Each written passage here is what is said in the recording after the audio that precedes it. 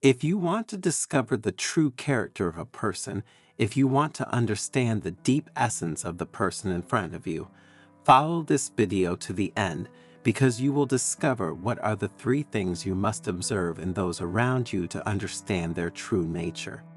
But before continuing, if you haven't already done so, subscribe to the channel and turn on notifications to stay updated when we publish new content for your spiritual growth.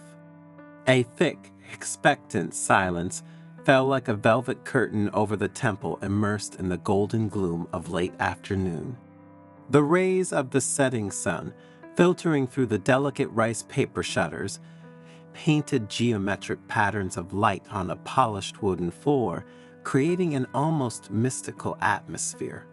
The scent of sandalwood incense, sweet and pungent, spread through the air, caressing the nostrils and preparing the souls to listen. The old Buddhist monk Ryokan, whose age seemed to be engraved in the deep wrinkles of his serene face, sat in the traditional lotus position on an embroidered silk cushion placed on a slightly raised platform. His slender body, wrapped in a simple saffron-colored robe, emanated an aura of quiet and wisdom that enchanted and at the same time inspired awe in those present, who had come from far and wide, even from distant villages, to listen to his words. Ryokan was a living legend. It was said that he had spent decades in solitude, meditating among the snow-capped peaks of Hokkaido, subsisting only on herbs and spring water, before settling in that small temple on the slopes of Mount Fuji. His fame as an enlightened man, able to read the human soul like an open book, had spread like a whisper carried by the wind, attracting pilgrims in search of guidance and understanding. His eyes, 2 deep black wells in which the stars seemed to be reflected, gazed lovingly at the motley crowd gathered in the temple. There were young and old, rich merchants dressed in brocades and humble peasants in patched clothes, men and women from all walks of life, all united by the desire to draw on the wisdom of the venerable monk. The first thing to observe, Ryokan began, his voice a warm, deep whisper that, despite its low tone, echoed clearly in every corner of the temple, amplified by the absolute silence, is how one treats those in an inferior position, those without power, those who cannot return a favor or offer an advantage. His words rang out like an echo of ancient precepts, like a truth as simple as it is often ignored. Look carefully, he continued, with a slight wave of his hand to emphasize his words, how he behaves towards the waiters who wait at tables in the inns, towards the street sweepers who clean the streets at sunrise, towards the beggars who hold out a trembling hand for a handful of rice. See how he treats those who can offer him nothing in return but their humble gratitude. A noble soul, a person of value, treats everyone with respect, kindness, and dignity, regardless of their social status, wealth, or position. For true greatness lies not in power or money, but in the ability to recognize the humanity in every living being, in the compassion that extends to all, without distinction. A murmur of agreement, like a light breeze stirring the leaves of a bamboo, spread among those present. Many nodded, perhaps thinking back to situations in which they had witnessed scenes of arrogance and contempt for the weakest. Ryokan smiled benevolently, encouraging them to follow the thread of his reasoning. Whoever despises the weakest, the monk continued, his voice now veiled by a note of severity, whoever treats with condescension and arrogance those who have no voice to defend themselves, whoever tramples on the dignity of the less fortunate, hides a narrow-minded, selfish, and petty soul. A soul corroded by pride and greed, incapable of empathy and true compassion.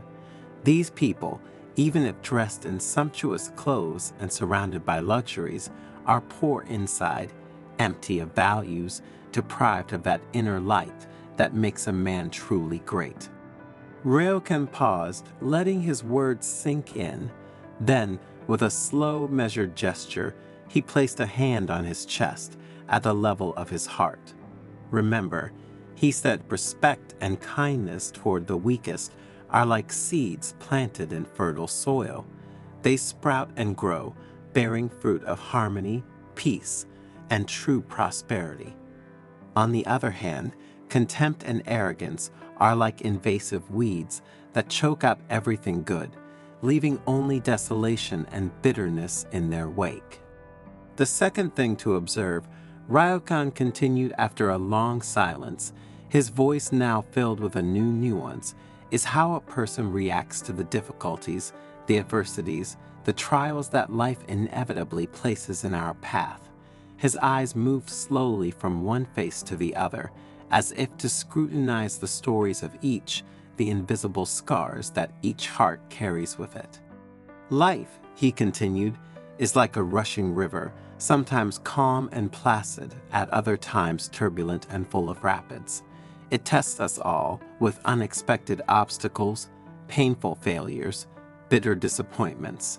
No one is immune to the storms of life, but it is precisely in those moments, when the storm rages and the waves crash over us, that a person's true character is revealed. Ryokan leaned forward slightly as if sharing a precious secret. Look at the person in front of you when they face defeat, an unexpected event, a disappointment in love, a financial setback. The person with a strong soul, the one who has a temper of steel forged in the fire of adversity, accepts events with serenity, even the most painful ones, as necessary stages in a path of growth. They learn from their mistakes, get up after every fall, and never give up, even when all seems lost. These people, he added, a glint of admiration in his eyes, are like ancient trees with deep roots. They can be bent by the wind, shaken by storms, but they are never uprooted. Their inner strength, their resilience, their ability to adapt and overcome difficulties make them invincible. They draw strength from adversity, transforming every obstacle into an opportunity, every defeat into a new beginning. On the contrary, Ryokan continued in a darker tone, those who allow themselves to be overwhelmed by anger, frustration, or despair in the face of difficulties, those who blame fate or others for their failures, those who wallow in self-pity without looking for a way out, reveal a weak, fragile, and insecure character. Such people are like twigs carried by the current, incapable of offering resistance, destined to be overwhelmed by the first wave that is stronger than the others. Remember, the monk emphasized, life is not a smooth road. There will be steep climbs, treacherous curves, and rough patches, but it is precisely by facing these difficulties, by overcoming these obstacles, that one tempers one's character, sharpens one's ingenuity, and discovers one's inner strength.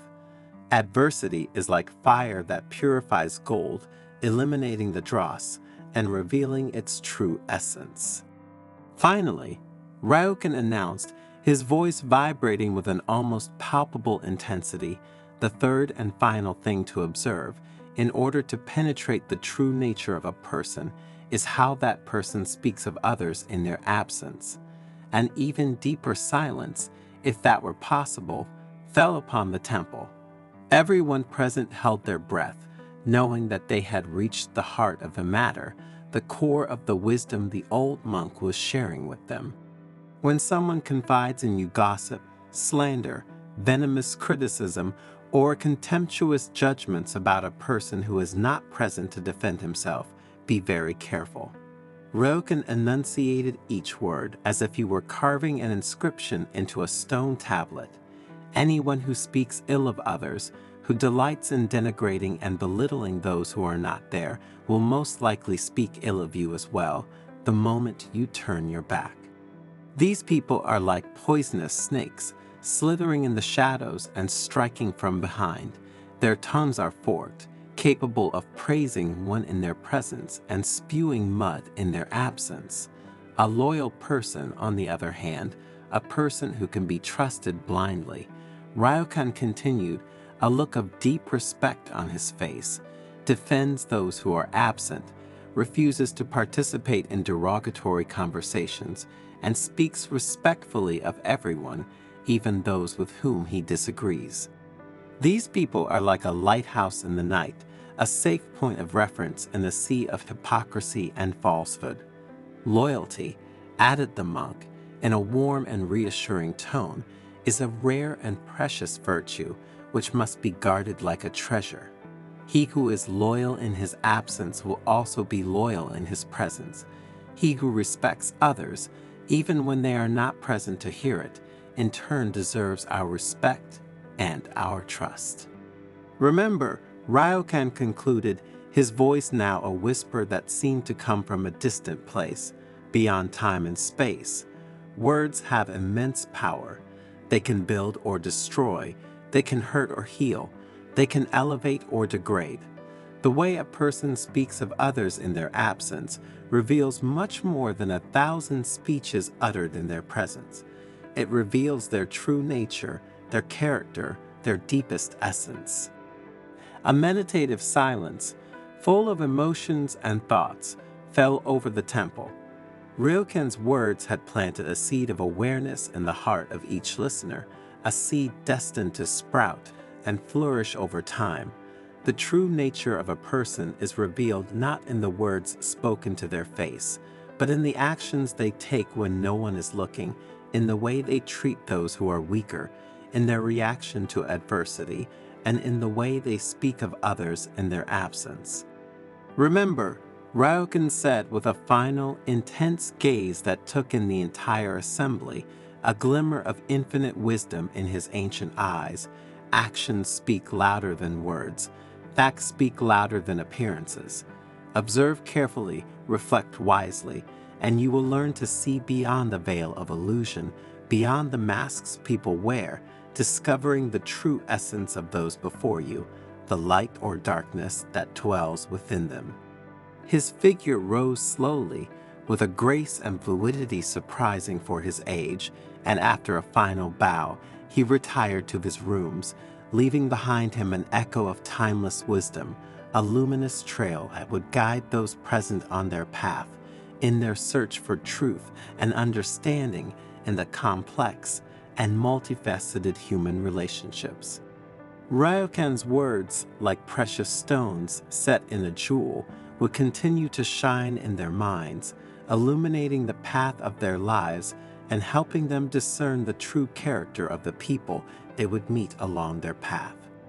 The sun now set, gave way to a starry night, a perfect night to reflect on what we had learned and to begin to look at the world and the people who inhabit it with new eyes, with a deeper awareness, with the wisdom of those who have learned to observe, to understand and to discover the truth that lies beyond appearances.